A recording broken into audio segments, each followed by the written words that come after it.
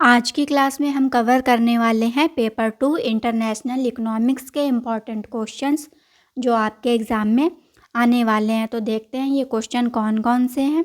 निरपेक्ष लाभ का सिद्धांत क्या है?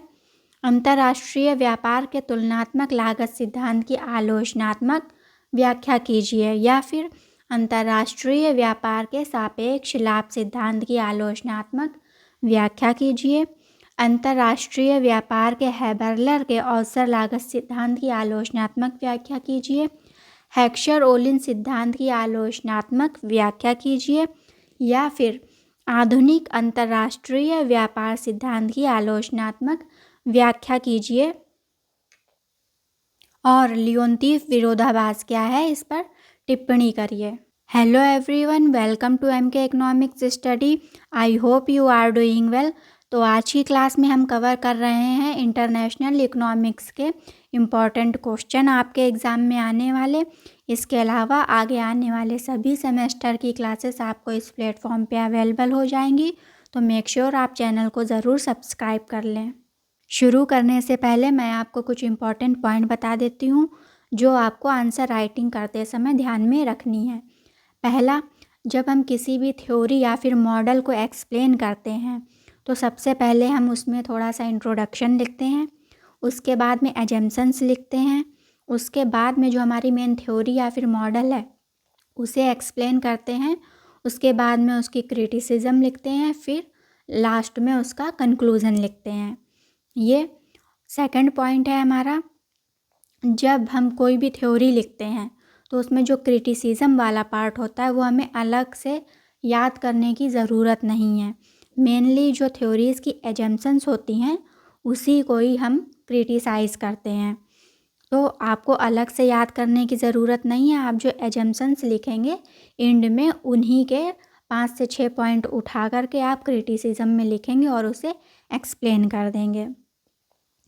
अब ये देखते हैं हमारा ये जो क्वेश्चन है सेकंड नंबर का, अंतर्राष्ट्रीय व्यापार के तुलनात्मक लागत सिद्धांत की आलोचनात्मक व्याख्या कीजिए। इस सिद्धांत को हम सापेक्ष लाभ सिद्धांत के भी नाम से जानते हैं। तो अगर एग्ज़ाम में क्वेश्चन आ जाए तो आप कंफ्यूज मत होइएगा, इसीलिए मैंने दोनों यहाँ पे क्वेश्चन लिख दिए हैं ताकि आपको कंफ्यूजन ना हो एग्ज़ाम में आए। ऐसे ही हमारा ये जो फोर्थ क्वेश्चन है, हेक्सर ओलिन सिद्धांत की आलोचनात्मक व्याख्या कीजिए। ये इस तरह से भी पूछा जा सकता है, आधुनिक अंतर्राष्ट्रीय व्यापार सिद्धांत। इसे हम लोग modern theory of international trade के नाम से भी जानते हैं और हेक्सर ओलिन थ्योरी के नाम से भी जानते हैं। इन आंसर्स को बहुत ही इजी लैंग्वेज में लिखा गया है, बिल्कुल भी बुकिश लैंग्वेज का यूज़ नहीं किया गया है। मैं ये गारंटी के साथ बोलती हूँ कि मैं जब पहले क्वेश्चन से शुरू करूँगी और जब लास्ट क्वेश्चन कराऊँगी तो आपको सारे आंसर खुद ब खुद याद हो जाएंगे। और आप इस वीडियो को दोबारा रिपीट करके देखेंगे तो आपको अच्छे से सारे आंसर क्लियर हो जाएंगे और आप एग्ज़ाम में अच्छे से लिख पाएंगे। तो आइए शुरू करते हैं। ये है हमारा पहला क्वेश्चन, निरपेक्ष लाभ का सिद्धांत या फिर absolute advantage theory of international trade, जो कि एडम स्मिथ सर ने दी थी। अच्छा, किसी भी आंसर को हम स्टार्ट करने से पहले उसमें स्टार्टिंग में थोड़ा सा उसका इंट्रोडक्शन देते हैं, डायरेक्टली उस मेन पॉइंट से नहीं स्टार्ट करते हैं। तो इसी तरह से हर आंसर में हमें थोड़ा सा इंट्रोडक्शन देना है, फिर उसके बाद में हमें मेन पॉइंट्स लिखने हैं। तो सबसे पहले हम देखते हैं हमें क्या लिखना है। अंतर्राष्ट्रीय व्यापार किसी भी देश के आर्थिक विकास में महत्वपूर्ण भूमिका निभाता है। फिर एक स्टेटमेंट दिया गया है, अंतर्राष्ट्रीय व्यापार आर्थिक विकास का इंजन है। जो अंतर्राष्ट्रीय व्यापार है वो आर्थिक विकास का इंजन कहा जाता है। सबसे पहले इसे डेनिस रॉबर्टसन ने इस स्टेटमेंट को दिया था और क्लासिकल्स जो भी इकोनॉमिस्ट थे। उसके बाद में हमें ऐसे लैंग्वेज में नहीं लिखना है, ऐसे फार्मूले के रूप में हमें लिख देना है। इंटरनेशनल इकोनॉमिक्स का जो मेन सब्जेक्ट मैटर होता है वो इंटरनेशनल ट्रेड होता है। मेनली हम इंटरनेशनल जो इकोनॉमिक्स है उसमें इंटरनेशनल ट्रेड की ही बात की जाती है, इसलिए इसका जो मेन सब्जेक्ट मैटर है वो इंटरनेशनल ट्रेड होगा। फिर division of labour, division of labour से स्पेशलाइजेशन होता है, स्पेशलाइजेशन से फिर ट्रेड होता है। ट्रेड हमारे दो प्रकार के हैं, इंटर रीजनल ट्रेड अंतर क्षेत्रीय व्यापार और इंटरनेशनल ट्रेड यानी कि अंतर्राष्ट्रीय व्यापार। इस पॉइंट को मैं आप लोगों को एक्सप्लेन कर देती हूँ। जब किसी भी देश के अंदर या फिर अंतर्राष्ट्रीय व्यापार में जब डिवीज़न ऑफ लेबर करते हैं, हम क्या करते हैं, लेबर को डिवाइड कर देते हैं अलग अलग, कि एक लेबर कुम्हार का काम करेगा, एक बढ़ई का काम करेगा, एक घर बनाएगा। इस तरह से हम लेबर्स को क्या करते हैं, डिवाइड कर देते हैं। जब हम डिवाइड कर देते हैं तो क्या होता है, उनमें स्पेशलाइजेशन उत्पन्न होता है, विशिष्टीकरण प्राप्त होता है। अब जो एक कुम्हार है वो जब बनाता है मिट्टी के बर्तन, तो वो उसमें क्या करता है, स्पेशलाइजेशन प्राप्त कर लेता है। क्या अगर आपको दिए जाए मिट्टी के बर्तन बनाने के लिए, तो क्या आप उसे उतने कम समय में बना लेंगे जितने कम समय में एक कुम्हार बनाता है? नहीं बना पाएंगे। इसलिए जब हम लोग लेबर को डिवाइड कर देते हैं तो वो स्पेशलाइज्ड हो जाते हैं। जब वो स्पेशलाइज्ड हो जाएंगे तो वो किसी भी कमोडिटी का जो प्रोडक्शन है वो कम समय में करेंगे और ज़्यादा कर देंगे। जब कमोडिटीज़ का ज़्यादा प्रोडक्शन होगा तो हमारी जो घरेलू जो हमारी आवश्यकताएं हैं वो तो पूरी होंगी, प्लस हमारा क्या है, प्रोडक्शन जो है वो एक्स्ट्रा बच जाएगा। जब वो बच जाएगा तो हम क्या करेंगे, उसे एक्सपोर्ट करना स्टार्ट करेंगे। जब एक्सपोर्ट करेंगे वहीं से हमारी ट्रेड की शुरुआत हो जाती है। और ट्रेड को दो पार्ट में डिवाइड किया गया है, अंतरराष्ट्रीय व्यापार और अंतर क्षेत्रीय व्यापार। अंतर्राष्ट्रीय व्यापार क्या होता है, जब हम दो या फिर दो से अधिक देशों के बीच में व्यापार करते हैं वो अंतर्राष्ट्रीय व्यापार कहलाएगा। और अंतर क्षेत्रीय व्यापार क्या होता है, जब हम एक देश के अंदर विभिन्न क्षेत्रों के बीच में व्यापार करते हैं, जैसे कानपुर से इलाहाबाद, कानपुर से लखनऊ, ये क्या है, अंतर क्षेत्रीय व्यापार का उदाहरण है। अब हम आगे बढ़ते हैं। अंतर्राष्ट्रीय व्यापार, ब्रैकेट में आप इस तरह से डेफिनेशन दे सकते हैं, मन हो तो नहीं भी दे सकते हैं। अंतर्राष्ट्रीय व्यापार में दो देशों के बीच एक समस्या उत्पन्न होती है कि कौन सा देश किस वस्तु का उत्पादन करेगा। इस बात का अध्ययन हम अंतर्राष्ट्रीय व्यापार के सिद्धांतों में करते हैं। इतना पॉइंट हो गया। फिर हम इसकी मेन जो थ्योरी है उस पर आ जाएंगे इंट्रोडक्शन देने के बाद में।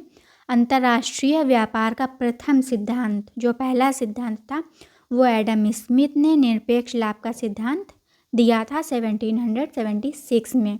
इनकी बुक थी an inquiry into the nature and causes of wealth of nation. Adam Smith ने अपनी थ्योरी को इस बुक में दिया था।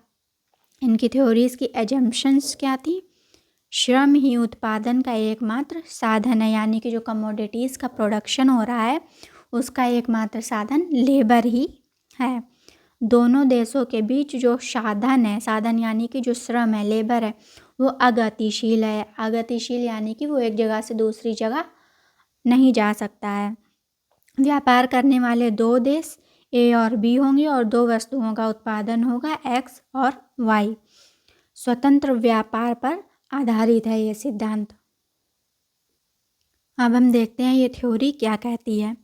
इस सिद्धांत के अनुसार अंतर्राष्ट्रीय व्यापार के अंतर्गत एक देश को उस वस्तु का उत्पादन करना चाहिए जिस वस्तु की दूसरे देश की वस्तु की तुलना में निरपेक्ष लागत कम हो।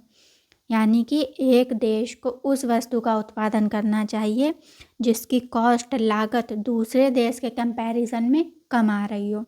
इसे हम डायग्राम और टेबल के माध्यम से समझते हैं, आपको इसलिए समझ में आ जाएगा। इस तरह से हम एक टेबल बनाएंगे छोटी सी, ये एक्स कमोडिटी, ये वाई कमोडिटी, और ए कंट्री है और ये बी कंट्री है। यहाँ पे हम देखते हैं जो ए कंट्री है वो एक्स की 5 कमोडिटीज़ का प्रोडक्शन कर रही है एक लेबर लगा करके, और वहीं बी कंट्री एक लेबर लगा करके 10 कमोडिटीज़ का प्रोडक्शन कर रही है।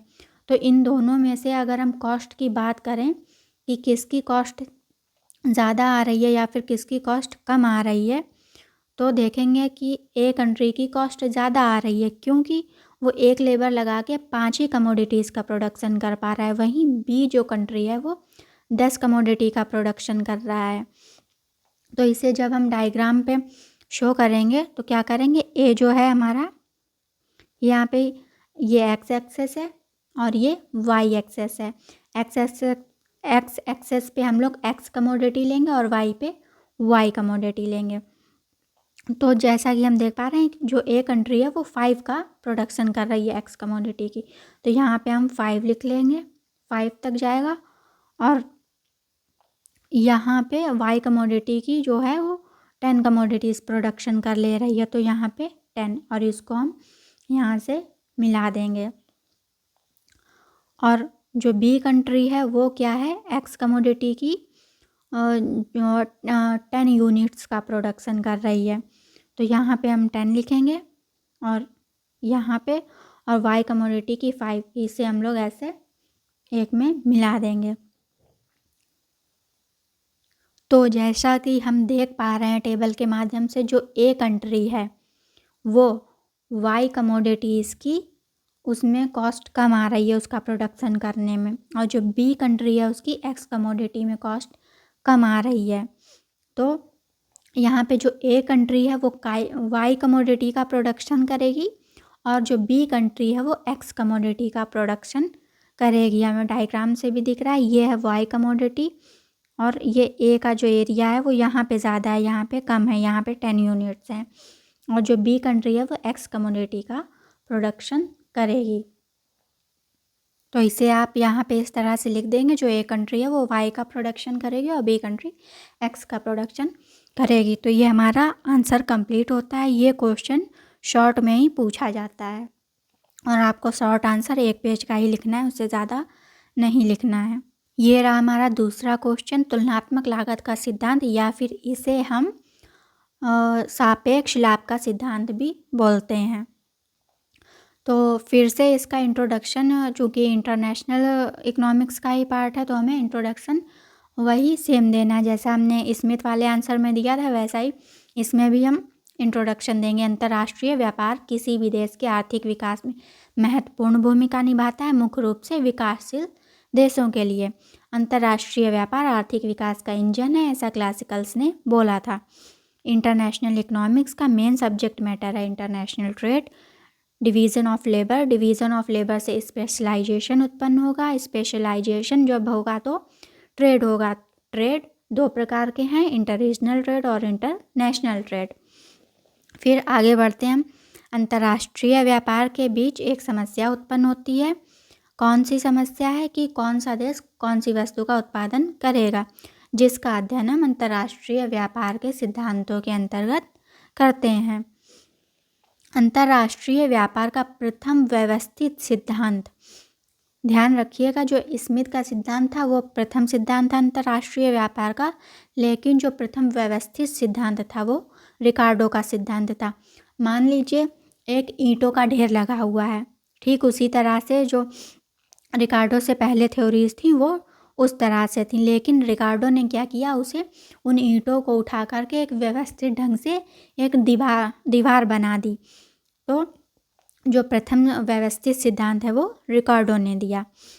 तुलनात्मक लागत का सिद्धांत अपनी पुस्तक principle of political economic and taxation, जो कि 1870 में आई थी, इसमें इन्होंने अपना सिद्धांत दिया। स्मिथ के निरपेक्ष लाभ के सिद्धांत के आधार पर एक गरीब देश अंतर्राष्ट्रीय व्यापार नहीं कर सकता है, क्योंकि उस देश की दोनों ही वस्तुओं के उत्पादन में लागत ज़्यादा आएगी। ये बिल्कुल सही बात कही जा रही है कि एक जो गरीब देश है वहाँ पे 2 देशों का कंपैरिजन किया जा रहा था, लेकिन जो एक गरीब देश है उसकी तो किसी भी कमोडिटी की प्रोडक्शन में कॉस्ट कम नहीं आएगी, ज़्यादा ही आएगी। तो वही बात यहाँ पे कही जा रही है। यहाँ रिकार्डो ने उन्हें क्रिटिसाइज़ किया और स्मिथ के इस सिद्धांत की आलोचना करते हुए रिकार्डो ने अपना सिद्धांत प्रस्तुत किया। अब हम इसकी एजम्पशंस देखते हैं। ये जो मॉडल है ये 2x2 मॉडल पर आधारित है, यानी कि 2x2 का मतलब है 2 देश 2 वस्तु, और उत्पादन का जो एकमात्र साधन है वो क्या है, लेबर है, और लेबर होमोजीनियस है। होमोजीनियस लेबर का मतलब है कि एक जो लेबर है वो सारे ही काम कर ले रहा है। जैसे कि आप एक लेबर को हायर करते हैं एक दिन के लिए और उससे बोलते हैं कि मेरे घर का पेंट कर दो, सफाई कर दो, ये सामान यहाँ से वहाँ उठा करके रख दो। तो एक लेबर क्या है, होमोजीनियस है, वो सारे ही काम कर ले रहा है। दोनों देशों में तकनीकी ज्ञान अपरिवर्तित है, यानी कि जो टेक्नोलॉजिकल नॉलेज है उसमें कोई भी चेंज नहीं हो रहा है, ऐसा रिकार्डो ने माना है। और ये जो थ्योरी है वो फ्री ट्रेड पर आधारित है। फ्री ट्रेड यानी कि कोई भी जो टैक्सेस हैं, टैरिफ है, कोटा, इनका यूज़ नहीं हो रहा है। दोनों देशों के बीच व्यापार करने में कोई भी परिवहन लागतें नहीं है, यानी कि कोई भी ट्रांसपोर्टेशन कॉस्ट नहीं आ रही है, ऐसा इन्होंने एजम्पशन में लिया है। वस्तुओं एवं साधन बाजारों में पूर्ण प्रतियोगिता है। पूर्ण प्रतियोगिता आप लोगों ने माइक्रो में पढ़ाई होगा फर्स्ट सेमेस्टर में।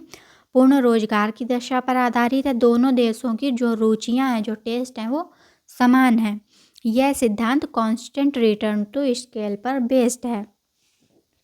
कांस्टेंट रिटर्न टू स्केल क्या होता है, जो जिसका हम प्रोडक्शन करते हैं कमोडिटीज़ का, उसमें जिस रेशियो से हम फैक्टर्स को लगाते हैं उसी रेशियो से हमारा जो प्रोडक्शन है वो घटता या बढ़ता है। तो ये कांस्टेंट रिटर्न टू स्केल में आता है। इसका जो प्रोडक्शन पॉसिबिलिटी कर्व का शेप बनता है वो प्राइस लाइन की तरह होता है, सीधा सीधा। ठीक है, हम आगे बढ़ते हैं।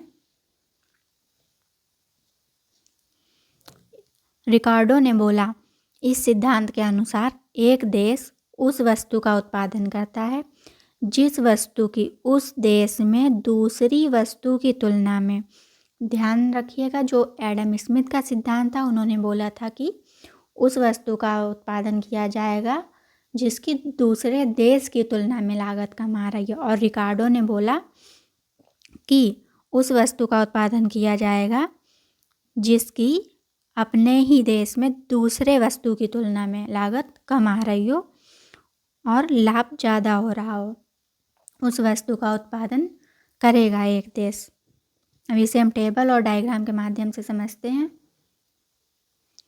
ये देखिए, ये हमारा डायग्राम है, ये एक्स एक्सेस है, ये वाई एक्सेस है। एक्स पे हम एक्स कमोडिटीज़ को मेज़र करेंगे और वाई पे वाई को। एक्स कमोडिटी की ए की कितनी 10 इकाइयाँ हैं, तो हम यहाँ पे 10 पे टिक लगा देंगे। और बी की कितनी है, 4 हैं। ऐसे ही यहाँ पे वाई पे बी की कितनी है, 8 हैं और ए की 10 है। यहाँ पे टिक लगा के हम इसे एक साथ मिला देंगे। ठीक, अब हम देखते हैं ये एक्स कमोडिटी है, ये वाई कमोडिटी है, ये ए कंट्री है, ये बी कंट्री है।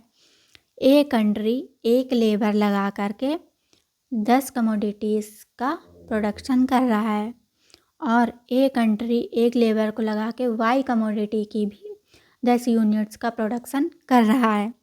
वहीं जो बी कंट्री है वो एक लेबर लगा करके एक्स की 4 इकाइयाँ बना पा रहा है और वाई की 8 इकाइयाँ बना पा रहा है। तो बी कंट्री की तो दोनों में ही कॉस्ट ज़्यादा आ रही है ए के कंपैरिजन में। तो इसमें हम क्या करेंगे, अपने ही देश की कमोडिटी से हम क्या करते हैं, कंपैरिजन करते हैं कि हमारी कॉस्ट किस में कम आ रही है। तो अगर हम बी को देखें तो यहाँ पे एक लेबर लगा करके 4 इकाइयाँ बना रहा है और यहाँ पे एक लेबर लगा के 8 इकाइयाँ बना रहा है। तो कॉस्ट कहाँ कम आ रही है, वाई कमोडिटी में। तो जो बी कंट्री है वो वाई कमोडिटी का प्रोडक्शन करेगी और जब बी कंट्री वाई का प्रोडक्शन करेगी तो ए कंट्री एक्स कमोडिटीज़ के प्रोडक्शन को चूज़ कर लेगी। इतना ही लिखना है आपको। जो ए कंट्री है वो एक्स कमोडिटी की 10 इकाइयों का प्रोडक्शन करेगी और बी कंट्री वाई कमोडिटी की इकाइयों का प्रोडक्शन करेगी। ठीक है, यहाँ तक क्लियर है सबको। अब हम आगे बढ़ते हैं। थ्योरी का हमने इंट्रोडक्शन देख लिया, जैम्पशंस देख ली, मेन एक्सप्लेनेशन देख लिया। अब बारी है क्रिटिसिज्म की। क्रिटिसिज्म में क्या लिखना है हमें, प्रथम विश्व युद्ध जो कि 1914 से 1919 तक चला था, समाप्त नहीं हुआ था तब तक एक शताब्दी से भी अधिक समय के लिए तुलनात्मक लागत सिद्धांत ही अंतर्राष्ट्रीय व्यापार का मूल आधार था। तब से आलोचक इसके सुंदर भवन को गिरा सकने के बजाय केवल कुछ सुधार ही कर पाए हैं। जो सैमुअल्सन थे, प्रोफेसर सैमुअल्सन, उन्होंने रिकार्डो के मॉडल की थ्योरी की तारीफ करते हुए एक स्टेटमेंट दिया था। अगर आपका ऑब्जेक्टिव पेपर होता तो ये स्टेटमेंट ज़रूर पूछा जाता है, और आगे आप अगर नेट वगैरह का एग्ज़ाम देंगे तो ये पूछा भी जा सकता है। इन्होंने क्या स्टेटमेंट दिया था? यदि लड़कियों की भांति सिद्धांत भी सौंदर्य प्रतियोगिता जीत सकते हैं तो तुलनात्मक लाभ को इस दृष्टि से निश्चय ही बहुत ऊंचा स्थान प्राप्त होता कि यह सुंदर तार्किक ढांचा है। प्रोफेसर सैमुअल्सन ने यह स्टेटमेंट दिया था। लेकिन परंतु फिर भी बर्टिनोलिन और ग्राहम ने इस सिद्धांत की आलोचना की, जो कि निम्नलिखित हैं। मैंने जैसा कि बताया आपको, जो एजम्पशंस होती हैं उन्हीं को हम क्रिटिसाइज़ करते हैं। तो हमारी एजम्पशन, आपने पहली एजम्पशन देखी होगी, क्या थी? 2x2x1 मॉडल पे बेस्ड है। तो यहाँ पे इन्हें क्रिटिसाइज़ किया गया और बोला गया यह सिद्धांत दो देशों के बीच व्यापार की बात करता है, लेकिन अंतर्राष्ट्रीय व्यापार दो से अधिक देशों के बीच में भी हो सकता है और होता है। श्रम समरूप नहीं है। रिकार्डो बोल रहे थे श्रम समरूप होता है, लेकिन ये क्रिटिसाइज़ किया गया इन्हें कि श्रम समरूप नहीं होता है, यानी कि एक लेबर सारा कुछ काम नहीं करता है, वो अपनी ही फील्ड का काम करता है। यह सिद्धांत समरूप श्रम की मान्यता पर आधारित है, जबकि श्रम विभिन्न प्रकार के होते हैं। श्रम जो है वो अलग अलग प्रकार के होते हैं और अलग अलग काम करते हैं। रुचियाँ समान नहीं होती हैं। सबकी समान रुचियों की मान्यता अवास्तविक है, क्योंकि एक देश में विभिन्न आय श्रेणियों के लोगों की रुचियों में अंतर होता है। भाई, जिसकी आय कम होगी वो जो चीप गुड्स हैं, सस्ती वस्तुएं हैं, उनका कंजम्पशन करेगा, और जो एक अमीर व्यक्ति है वो वहीं पे अच्छी वस्तुओं का कंजम्पशन करेगा। तो उनके टेस्ट में डिफरेंस होता है। फोर्थ पॉइंट है पूर्ण रोजगार की मान्यता अवास्तविक है। यह सिद्धांत पूर्ण रोजगार की मान्यता पर आधारित है। यह मान्यता सिद्धांत को स्थैतिक बना देती है, यानी कि स्थैतिक यानी कि उसमें कोई भी चेंज नहीं हो रहा है। कीन्स ने, आप लोगों ने मैक्रो इकोनॉमिक्स के में कीन्स सर का नाम बहुत सुना होगा, जो कि फादर ऑफ मैक्रो इकोनॉमिक्स के कहे जाते हैं। तो कीन्स ने बोला था कि पूर्ण रोजगार की मान्यता को झुटलाया और सिद्ध किया कि अर्थव्यवस्था में अल्प रोजगार होता है, यानी कि पूर्ण रोजगार की दशा कभी भी नहीं आती है। फिफ्थ पॉइंट है प्रौद्योगिकी के कार्यभार की उपेक्षा। यह सिद्धांत तकनीकी नवप्रवर्तनों की उपेक्षा करता है। रिकार्डो ने एजम्पशन ली थी कि जो टेक्नोलॉजी उसमें कोई भी चेंज नहीं हो रहा है, लेकिन ऐसा नहीं है। हमारी आप लोग देख रहे होंगे कि हर टाइम में कुछ टाइम बाद एक नया फ़ोन लॉन्च हो जाता है। फ़ोन का एग्जांपल हम लेते हैं तो टेक्नोलॉजी क्या है, अपग्रेड होती रहती है, लेकिन रिकार्डो ने तो उसे चेंज ही नहीं होने दिया। तो उन्हें क्रिटिसाइज़ किया गया कि भाई ऐसा नहीं है, समय समय पे इनोवेशन होते रहते हैं और टेक्नोलॉजी चेंज होती रहती है। सिक्स पॉइंट है हमारा एक पक्षीय सिद्धांत है। रिकार्डो का सिद्धांत एक पक्षीय है, क्योंकि यह अंतर्राष्ट्रीय व्यापार के केवल पूर्ति पक्ष पर विचार करता है, यानी कि ये केवल सप्लाई साइड पे जोर दे रहा है कि कौन सा देश किस वस्तु का प्रोडक्शन करेगा, लेकिन उसकी डिमांड साइड को नहीं बता रहा है कि कितनी कहाँ पे डिमांड है, और मांग को छोड़ देता है। प्रोफेसर ओलिन के शब्दों में, यह वास्तव में पूर्ति की शर्तों के संक्षिप्त विवरण से अधिक कुछ नहीं है। ये स्टेटमेंट दिया प्रोफेसर ओलिन ने। सेवन पॉइंट है हमारा, स्थिर लागतों की मान्यता अवास्तविक है। अंतर्राष्ट्रीय विशिष्टीकरण के कारण ही उत्पादन में वृद्धि के बाद जो है लागतें स्थिर हो जाती हैं, परंतु तथ्य है कि उत्पादन लागतें या तो बढ़ती हैं या घटती हैं, या बढ़ते पैमाने पर उत्पादन की लागतें घट जाएंगी तो तुलनात्मक लाभ बढ़ जाएगा। दूसरी ओर यदि उत्पादन की बढ़ रही लागत के फलस्वरूप उत्पादन बढ़ता है तो तुलनात्मक लाभ कम हो जाएंगे और कुछ स्थितियों में यह समाप्त भी हो जाएंगे। एथ पॉइंट हमारा परिवहन लागतों की उपेक्षा। विश्व व्यापार का ढांचा निर्धारित करने में परिवहन लागतें बहुत महत्वपूर्ण कार्य करती हैं। ऊंची परिवहन लागतें तुलनात्मक लाभ तथा इनडायरेक्ट इंटरनेशनल ट्रेड को समाप्त कर देती हैं। उन्होंने बोला था रिकार्डो ने कि ट्रांसपोर्टेशन कॉस्ट ही नहीं आ रही, लेकिन ऐसा नहीं है। आप लोग प्रैक्टिकली भी देखते होंगे, जब आप एक सिटी से दूसरे सिटी में जाते हैं तो आपको टोल टैक्स देना पड़ता है, आप लोगों ने देखा होगा।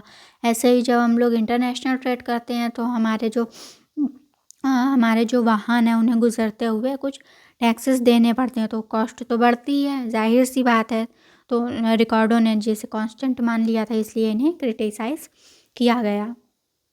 क्रिटिसिजम्स के बाद हम कंक्लूज़न देख लेते हैं। आपको कंक्लूज़न हर थ्योरी में ज़रूर देना है, ये बहुत ही अच्छा इम्पैक्ट डालता है आपके आंसर में। और ज़्यादातर सभी स्टूडेंट नहीं लिखते हैं इसे, क्योंकि ज़्यादातर लोग इजी नोट वगैरह से ही पढ़ते हैं, तो उसमें ये सारी चीज़ें नहीं लिखी होती हैं। तो देख लेते हैं।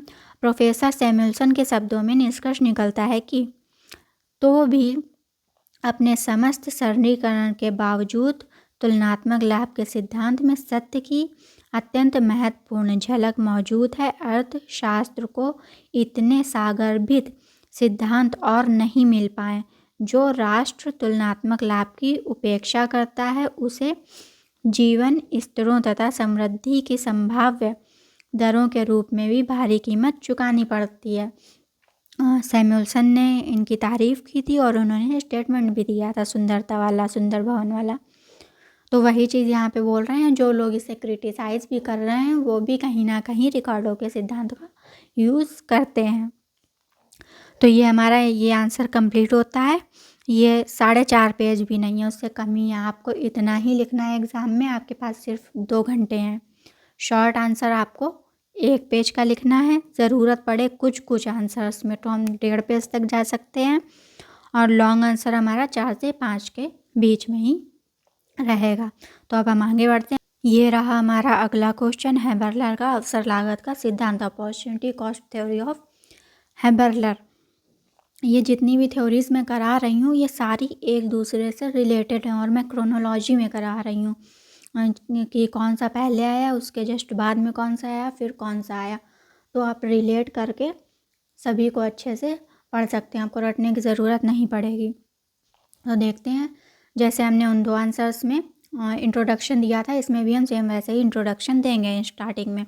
अंतर्राष्ट्रीय व्यापार किसी भी देश के आर्थिक विकास की महत्वपूर्ण भूमिका निभाता है, मुख्य रूप से विकासशील और अल्पविकसित देशों में। अंतर्राष्ट्रीय व्यापार आर्थिक विकास का इंजन है, ये क्लासिकल्स ने बोला था। इंटरनेशनल इकोनॉमिक्स का मेन सब्जेक्ट मैटर है international trade. Division of labour से स्पेशलाइजेशन होता है, स्पेशलाइजेशन से ट्रेड उत्पन्न होता है, और ट्रेड 2 प्रकार के होते हैं, इंटरनेशनल ट्रेड और इंटरनेशनल ट्रेड। ये वाला पार्ट आप जो है यहाँ पे स्किप कर दीजिएगा, इसके बाद में यहाँ से शुरुआत कीजिएगा।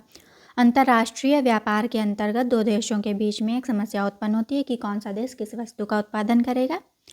इस बात का अध्ययन हम अंतर्राष्ट्रीय व्यापार के सिद्धांतों के अंतर्गत करते हैं, जिसमें से हैबरलर का सिद्धांत एक है। हैबरलर ने अवसर लागत का सिद्धांत अपनी पुस्तक थ्योरी ऑफ इंटरनेशनल ट्रेड में 1936 में दिया था। इनकी बुक का नेम तो बहुत ही ईजी है, आपको बिल्कुल भी भूलेंगे नहीं आप इसे, क्योंकि ये पेपर से ही रिलेटेड है। आपका जो पेपर नेम है वो इंटरनेशनल इकोनॉमिक्स, और इन्होंने थ्योरी दी, जो बुक का नाम है इनकी थ्योरी ऑफ इंटरनेशनल ट्रेड। बिल्कुल भी टफ नहीं है ये। अब आगे बढ़ते हैं। हैबरलर का सिद्धांत रिकार्डो के तुलनात्मक लागत सिद्धांत, जो कि इन्होंने इस बुक में दिया था, ये आप मेंशन कर भी सकते हैं और नहीं भी कर सकते। मेंशन करेंगे तो वैसे अच्छी बात है। पर आपत्ति जताते हुए अपना सिद्धांत प्रस्तुत किया। हैबरलर ने उत्पादन के 2 साधन, जहां रिकार्डो और स्मिथ ने लेबर का सिर्फ प्रोडक्शन का एक साधन लिया था, लेबर जो होमोजीनियस था, वहीं हैबरलर ने उत्पादन के 2 साधनों की बात की, लेबर और कैपिटल बात कही। यह सिद्धांत रिकार्डो के सिद्धांत पर सुधार है। जो हैबरलर का सिद्धांत है वो रिकार्डो के सिद्धांत पर एक इम्प्रूवमेंट है और सुधार है। हैबरलर ने जिस रूप में रिकार्डो के सिद्धांत को एक्सप्लेन किया उसे सब्स्टिट्यूशन कर्व कहा जाता है। इसकी एजम्पशंस देख लेते हैं। एजम्पशंस इनकी वही सेम है जो रिकार्डो की एजम्पशंस थी, बस एक या फिर दो एजम्पशंस इनकी अलग हैं, बाकी सारी वही हैं। पहली एजम्पशन इनकी कौन सी डिफरेंट है? रिकार्डो ने बोला था 2x2x1 मॉडल पे बेस्ड है, और जो हैबरलर का मॉडल है वो 2x2x2 मॉडल पे बेस्ड है, क्योंकि इन्होंने उत्पादन के दो साधन लिए हैं, लेबर और कैपिटल। व्यापार करने वाले दो देश हैं, ए और बी। प्रत्येक देश के पास उत्पादन के दो साधन हैं, लेबर और कैपिटल। वस्तुओं एवं साधन बाजारों में पूर्ण प्रतियोगिता है, पूर्ण रोजगार की दशा पर आधारित है, तकनीकी ज्ञान अपरिवर्तित है, कोई भी परिवहन लागतें नहीं है, फ्री ट्रेड पर बेस्ड है, दो ही वस्तुओं का उत्पादन हो रहा है, एक्स और वाई। इनकी जो लास्ट एजम्पशन है ये बहुत ही इम्पॉर्टेंट है, देखते हैं हम इसे। ये इनकी एजम्पशन जो है, रिकार्डो का जो थ्योरी थी वो किस पे बेस्ड थी? कांस्टेंट रिटर्न टू स्केल पे। जो हैबरलर का सिद्धांत है वो constant return to scale, increasing return to scale और डिमिनिशिंग रिटर्न टू स्केल तीनों पर आधारित है। जब अपॉर्चुनिटी कॉस्ट इंक्रीज होगी तब प्रोडक्शन पॉसिबिलिटी कर्व का जो आकार है, जो शेप है, वो कॉनकेव होगा, यानी कि ये वाला। जब जो हमारी अपॉर्चुनिटी कॉस्ट है वो इंक्रीज करेगी तो इस तरह से इसका कर्व बनेगा, प्रोडक्शन पॉसिबिलिटी कर्व कॉनकेव अंदर की तरफ को।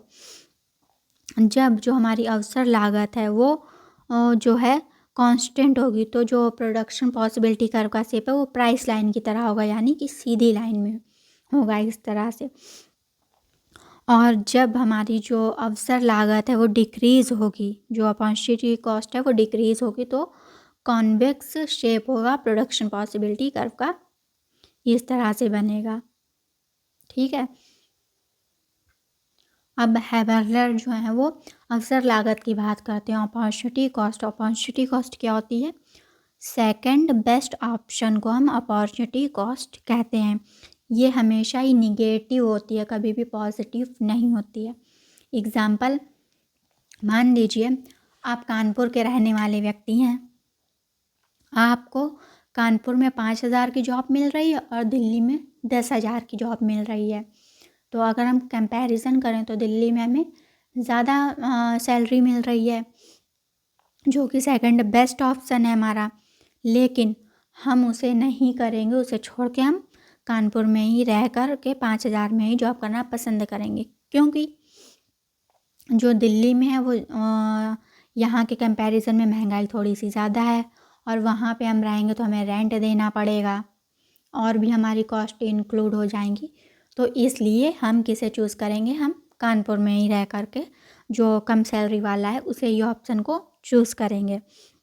इसीलिए जो अपॉर्चुनिटी कॉस्ट है उसे सेकंड बेस्ट ऑप्शन बोला गया है, और ये हमेशा निगेटिव होता है। अब इन्होंने चूँकि तीनों रिटर्न्स पे अपना जो थ्योरी है उसे एक्सप्लेन किया है, तो इसे डायग्राम के माध्यम से देखते हैं हम। International trade under constant opportunity cost, जहाँ पे कॉस्ट जो है, अपॉर्चुनिटी कॉस्ट जो है वो कांस्टेंट है, ना बढ़ रही है ना घट रही है। तो यहाँ पे ये इन्होंने कंडीशंस ली हैं। यहाँ पे कोई भी ट्रेड नहीं हो रहा है, ए कंट्री इतना प्रोडक्शन कर रही है, बी इतना कर रही है, और ए कंट्री वाई का इतना कर रही है और बी कंट्री वाई का और यहाँ से यहाँ तक प्रोडक्शन कर रही है। यहाँ पे कोई भी इंटरनेशनल ट्रेड नहीं हो रहा है। यहाँ पे इंटरनेशनल ट्रेड हो रहा है जब ये कर्व बनाएंगे, प्रोडक्शन पॉसिबिलिटी कर्व का कर्व, तो यहाँ पे आप देखेंगे ए कंट्री जो है एक्स के कंपैरिजन में वाई का ज़्यादा प्रोडक्शन कर रही है, तो ए कंट्री किसका प्रोडक्शन करेगी? यहाँ पे सॉरी, ये जो है वो दोनों में ही इक्वल कर रही है, तो ए एक्स का करेगी और जो बी कंट्री है वो वाई का ज़्यादा कर रही है तो वो वाई का करेगी। ऐसे ही इस डायग्राम में हम देखेंगे जो ए कंट्री है वो वाई का प्रोडक्शन ज़्यादा कर पा रही है एक्स के कंपैरिजन में, यहाँ पे जो बी कंट्री है वो एक्स का ज़्यादा कर रही है। थर्ड डायग्राम में हम देखेंगे ये ए है और ये बी है।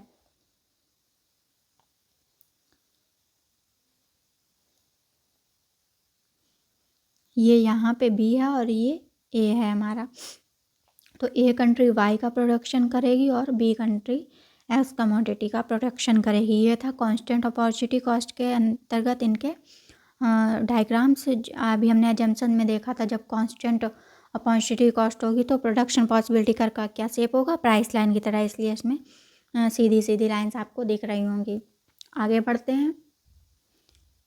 ये हमारा second diagram, international trade under increasing opportunity cost. हमने अभी पढ़ा था कि जब अपॉर्चुनिटी कॉस्ट इंक्रीज करेगी तो प्रोडक्शन पॉसिबिलिटी कर्व का शेप कैसा होगा, कॉनकेव होगा, यानी कि इस तरह से अंदर की तरफ। अच्छा, यहाँ पे मैं आप लोगों को सिर्फ आंसर प्रोवाइड कर रही हूँ, इसलिए मैं बहुत ही ज़्यादा डीपली डिस्कशन नहीं करूँगी, ठीक है। ये बी कंट्री का प्रोडक्शन पॉसिबिलिटी कर्व है, ये ए कंट्री का प्रोडक्शन पॉसिबिलिटी कर्व है। बिफोर ट्रेड जो ए कंट्री है वो एक्स की OX3 कमोडिटी का प्रोडक्शन करेगी और वाई कमोडिटी की OY2 कमोडिटी का प्रोडक्शन करेगी। जो बी कंट्री है वो एक्स कमोडिटी की OX2 कमोडिटी का प्रोडक्शन करेगी और वाई की OY3 कमोडिटी का प्रोडक्शन करेगी। आफ्टर ट्रेड, जब ट्रेड होगा तो जो इनकी प्राइस लाइन है वो चेंज हो जाएंगी। ए कंट्री एक्स की OX4 जो मात्रा है उसका प्रोडक्शन करेगी OX4 और वाई की OY1 का करेगी जब इंटरनेशनल ट्रेड होने लगेगा तब। और एक्स की X1 से X4 की जो मात्रा है, X1 से X4 की मात्रा वो क्या करेगी, एक्सपोर्ट कर देगी और वाई की Y1 से Y4 इंपोर्ट करेगी। और एक्स की मात्रा जो OX1 है और OY1 है वो अपने होम कंट्री के लिए रखेगी कंजम्पशन के लिए। जो बी कंट्री है आफ्टर ट्रेड वो एक्स कमोडिटी की OX1 प्रोडक्शन करेगी और वाई की OY4 कमोडिटीज़ का प्रोडक्शन करेगी। Y1 से लेके Y4 तक वो एक्सपोर्ट करेगी और OY1 और OX1 वो होम कंट्री के कंजम्पशन के लिए रखेगी। अंतर्राष्ट्रीय व्यापार से दोनों ही देशों को लाभ होता है क्योंकि दोनों ही देश पहले से अधिक एक्स और वाई वस्तुओं का कंजम्पशन कर रहे हैं। थर्ड डायग्राम हम देख लेते हैं, international trade under diminishing opportunity cost. जब अपॉर्चुनिटी कॉस्ट हमारी डिमिनिशिंग करती है यानी कि घटती है तो कैसा शेप होता है, प्रोडक्शन पॉसिबिलिटी कर्व का शेप कॉन्वेक्स होता है, ऐसे बाहर की तरफ। तो यहाँ पे यही हम देखते हैं। Before trade a country production and consumption करती है एफ पॉइंट पे, एफ पॉइंट का हमारा ये है। B country production and consumption करती है ई पॉइंट पे, ई पॉइंट हमारा ये है। After trade a country x की ए कंट्री जो है एक्स की OA1 प्रोडक्शन करती है, एक्स की X2 से A1 तक वो एक्सपोर्ट कर रही है और OY2 वो इंपोर्ट कर रही है, OX2 होम कंट्री के लिए रख रही है। जो बी कंट्री है वो वाई की O से B तक प्रोडक्शन कर रही है और Y2 से B तक वो क्या कर रही है, एक्सपोर्ट कर रही है और OX2 इंपोर्ट कर रही है। OY2 मात्रा जो है वो होम कंट्री के लिए रख रही है। यहाँ पे मैं बहुत ज़्यादा एक्सप्लेन नहीं कर रही हूँ क्योंकि ये आपका सिर्फ आंसर प्रोवाइड कर रही हूँ, तो आप ये ध्यान से डायग्राम देख लीजिए और कितना लिखा है वो देख लीजिए। हम इसके क्रिटिसिज्म पे आते हैं। जैकब वाइनर ने अपनी पुस्तक studies in the theory of international trade 1937 में आई थी में मूल्य के वास्तविक लागत सिद्धांत का समर्थन किया और अवसर लागत सिद्धांत की कटु आलोचना की। जो एजम्पशंस थी वहीं हम क्रिटिसिज्म में भी लिख देंगे, जैसा कि हमने कहा था लिख करके एक्सप्लेन कर देंगे। साधन पूर्तियों में परिवर्तन की उपेक्षा। वाइनर इस सिद्धांत की इसलिए आलोचना करते हैं क्योंकि उत्पादन संभावना वक्र साधन पूर्तियों की उपेक्षा करता है। आय की अपेक्षा, अवकाश को अधिमान की उपेक्षा। VC वॉल्स ने laser and international trade economic 1956 में इन्होंने दी थी में तर्क दिया कि अंतर्राष्ट्रीय कीमत अनुपात पर व्यापार की संभावना सामान्य रूप से किसी देश को अपनी आय वास्तविक रूप से बढ़ाने का अवसर देती है। इस बढ़ोतरी का कुछ भाग अपेक्षाकृत अधिक अवकाश के रूप में ग्रहण किया जाता है, जिससे दोनों वस्तुओं का उत्पादन घट जाता है।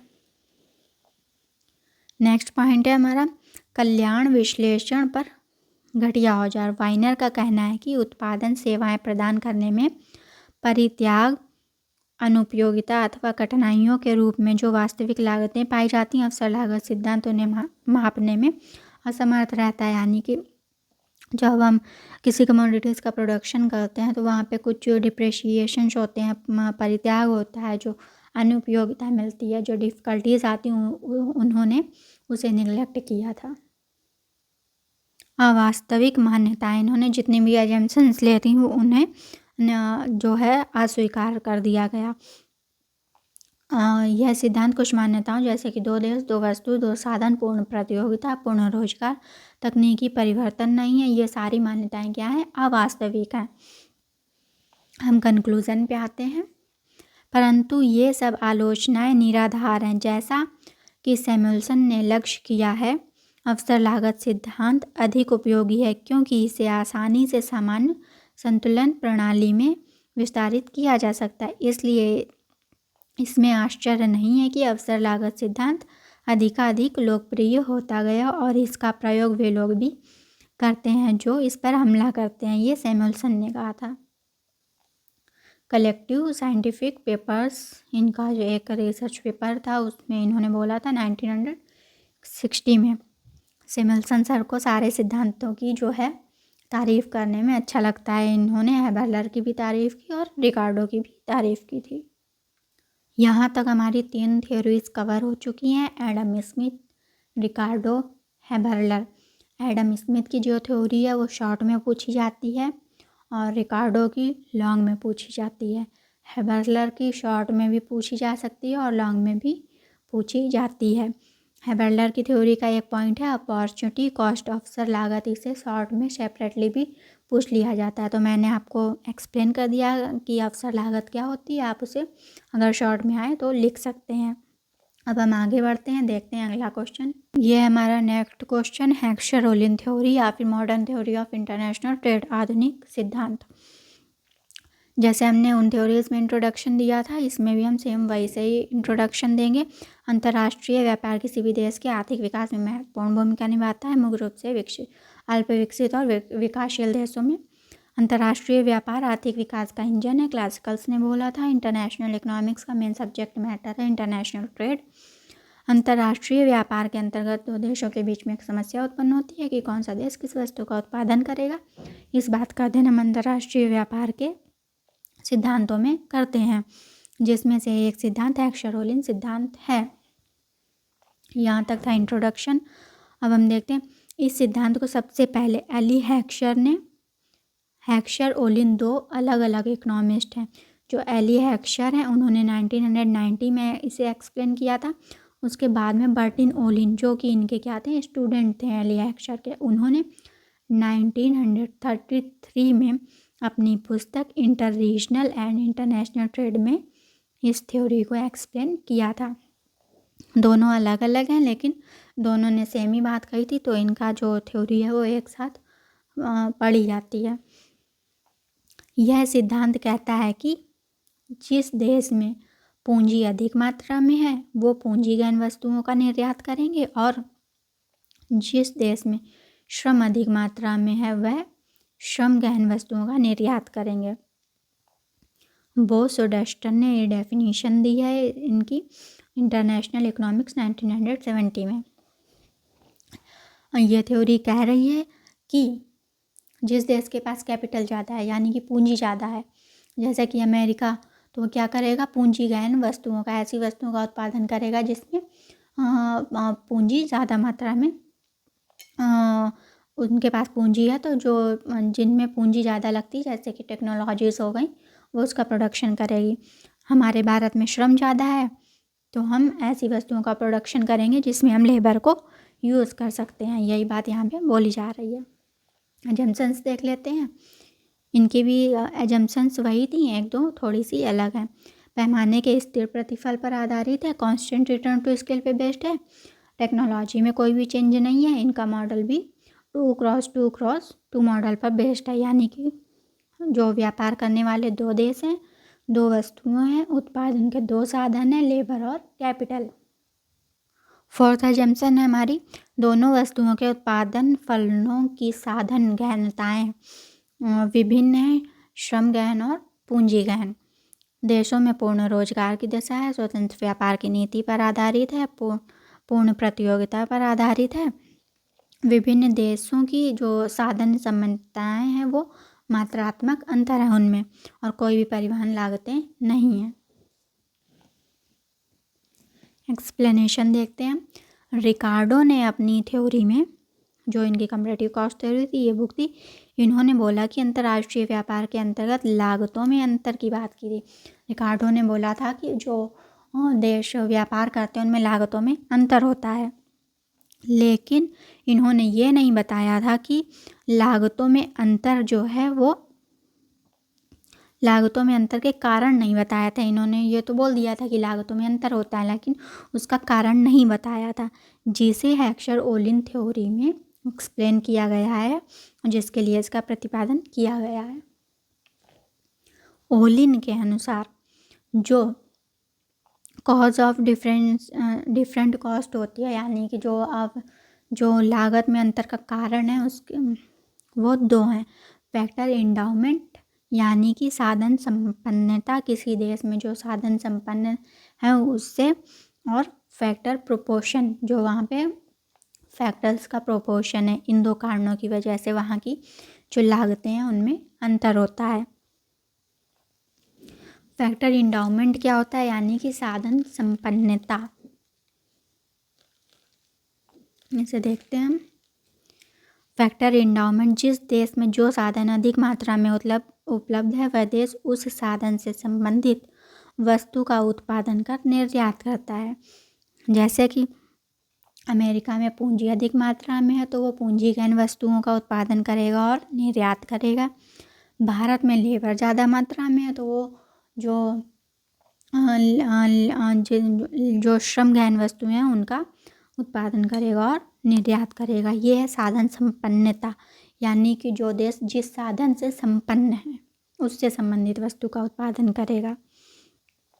यहाँ पे ये क्वेश्चन आपका शॉर्ट में भी पूछा जा सकता है कि फैक्टर एंडाउमेंट और फैक्टर प्रोपोर्शन, यानी कि साधन संपन्नता और साधन अनुपात में अंतर बताइए। तो आप ये डिफरेंस बताएंगे, जैसे थ्योरी में स्टार्टिंग में इंट्रोडक्शन दिया वो इंट्रोडक्शन देंगे और डिफरेंसेस बता देंगे, और लॉन्ग में आएगा तो आपको एक्सप्लेन करना ही है। साधन संपन्नता हो गई। अब देखते हैं साधन अनुपात, यानी कि फैक्टर प्रोपोर्शन। किसी देश के श्रमिकों द्वारा वहाँ के साधनों का अनुकूलतम प्रयोग किया जाना। जिस देश का फैक्टर ऑफ प्रोपोर्शन ऑप्टिमम होता है उस देश में वस्तु की प्रोडक्शन कॉस्ट कम आती है। जैसे कि मान लीजिए एक मशीन के अंदर 10 लेबर्स के साथ में किसी वस्तु का प्रोडक्शन करने की क्षमता है। जो एक कंट्री है वो एक मशीन के साथ में मिल कर के, एक मशीन और 10 लेबर के साथ में मिल कर के कमोडिटीज़ का प्रोडक्शन कर रही है, यानी कि यहाँ पे जो मशीनरी का है वो फुल यूज़ हो रहा है, क्योंकि मशीन में क्षमता ही है 10 के साथ काम करने की, और वो 10 के साथ काम कर रही है और प्रोडक्शन कर रही है। वहीं जो बी कंट्री है वो एक मशीन के साथ में 5 लेबर यूज़ में लगे हुए हैं, तो उसका ऑप्टिमम यूज़ नहीं हो रहा है, यानी कि जो मशीन की कैपेसिटी है वो अभी भी बची हुई है। तो बी कंट्री का फैक्टर और प्रोपोर्शन ऑप्टिमम नहीं है, क्योंकि मशीन में 10 लेबर के साथ कार्य करने की क्षमता है, परंतु बी कंट्री 5 ही लेबर के साथ में कार्य कर रहा है। ए कंट्री का फैक्टर ऑफ प्रोपोर्शन क्या है, ऑप्टिमम है। अब हम क्रिटिसिज्म देखते हैं। वही क्रिटिसिज्म है, इनके जो एजम्पशंस थे उन्होंने बोला कांस्टेंट रिटर्न टू इसके, लेकिन यहाँ पे बोला गया no constant return to scale. पैमाने के स्थिर प्रतिफल की मान्यता अवास्तविक है, क्योंकि एक देश जो साधन संपन्नताओं में समृद्ध है वह अधिक उत्पादन तथा वस्तुओं के अधिक निर्यात द्वारा पैमाने की मितव्ययताएं के लाभ प्राप्त करते हैं, जिससे बढ़ते प्रतिफल होते हैं, ना कि स्थिर प्रतिफल होते हैं। Production techniques not homogeneous. जो प्रोडक्शन की टेक्निक्स थी, यानी कि जो टेक्नोलॉजी थी वो कांस्टेंट नहीं है, उसमें चेंज होता रहेगा, इनोवेशन होते रहेंगे। थर्ड है, ये मॉडल बेस्ड था 2x2 मॉडल पे बेस्ड था। तो यहाँ पे भी उन्हें क्रिटिसाइज़ किया गया कि अंतर्राष्ट्रीय व्यापार में 2 से ज़्यादा देश भी व्यापार करते हैं, ज़रूरी नहीं है कि 2 देश ही व्यापार करें।